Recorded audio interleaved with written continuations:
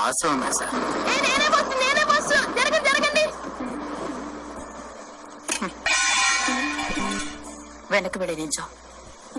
Sorry Rosy.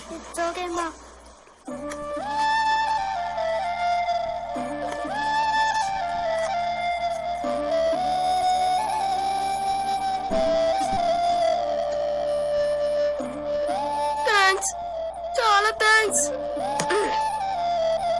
రే, ఈ వయసులో నీకు ఎంత కోపం అయ్యా? జుట్టు చూడు, ఇక్కడ ఇక్కడ ఇక్కడ అంతా నెరిసిపోయింది. డాక్టర్స్ ఈ విటమిన్ బిఓ డిఓ తక్కువగా ఉందంటున్నారు. అది ఎందువల్ల చెప్పనా? ఈ కోపం, ఈ టెన్షన్ వల్లే.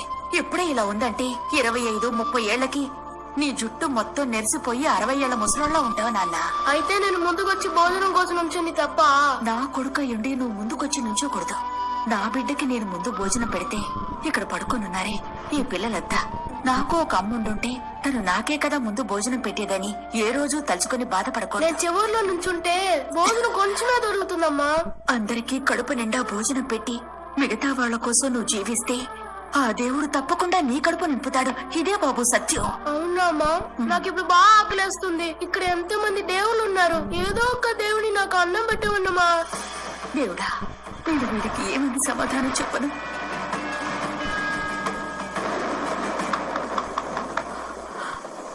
ఎవరో చూడమ్మా. నేను చూస్తానమ్మా.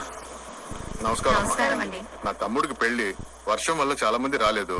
బోల్డ్ అంత భోజనం మిగిలిపోయింది. మీరు తప్పుగా అనుకోకపోతే తీసుకుంటారమ్మా. చూసావా, మిగతా వాళ్ళందరికీ మామూలు భోజనం, ఆ దేవుడు నీకు పెళ్లి భోజనమే పంపి